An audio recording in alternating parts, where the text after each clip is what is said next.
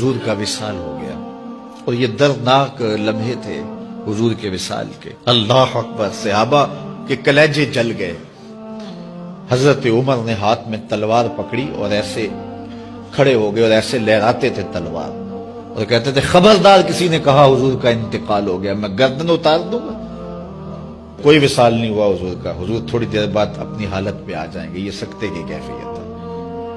حضرت زید بن عبداللہ کے بیٹے نے جا کے کہا ابا جی حضور کا انتقال ہو گیا، تو انہوں نے باغ میں پانی دے رہے تھے، سب کام چھوڑ دیا، ہاتھ اٹھائے گا اللہم اذہب بصری حتی لا ارا بعد حبیبی محمد احدا، اے اللہ مجھے اندھا کر دے، آنکھوں کے دیے اس لیے روشن تھے کہ تیرے محبوب کو دیکھوں، جب حضور چلے گئے ہیں تو میں نے یہ چراغ کیا کرنے ہیں، بجھا دے ان چراغوں کو۔ تو کیا کیفیت تھی، حضرت فاطمہ بول رہی ہیں سبت علیہ مصائب لو انہا سبت علی الایام سرنا لیالیا، میرے اوپر وہ مصیبتیں ٹوٹی ہیں اگر یہ دنوں پہ ٹوٹ پڑتی تو دن کالی راتیں بن جاتے۔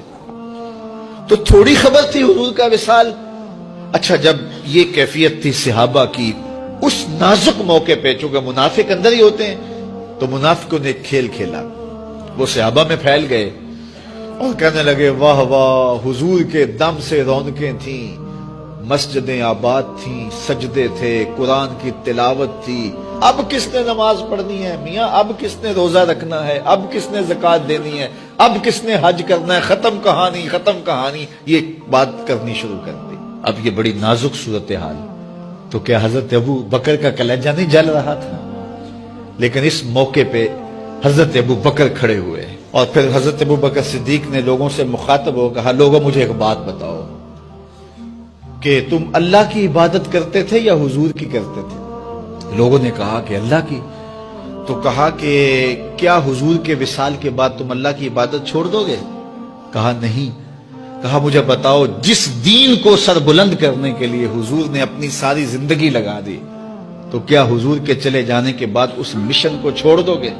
لوگوں نے کہا نہیں۔ تو کہا پھر اٹھو اور نبی کے دین کا پرچم تام لو۔ حضور کا وصال ہو گیا ہے، اب حضور کے مشن کو ہم نے اٹھانا اور اپنے کندھوں پہ وہ بوجھ لینا ہے۔ تو کیا جس کے لیے حضور نے اپنی جان تک دے دی، تو کیا ہم وہ مشن چھوڑ دیں گے؟ صحابہ کے اندر ہمت پیدا ہوئی، کہا کیوں چھوڑیں گے، ہم تو اٹھیں گے اور پہاڑوں سے بھی ٹکرا جائیں گے۔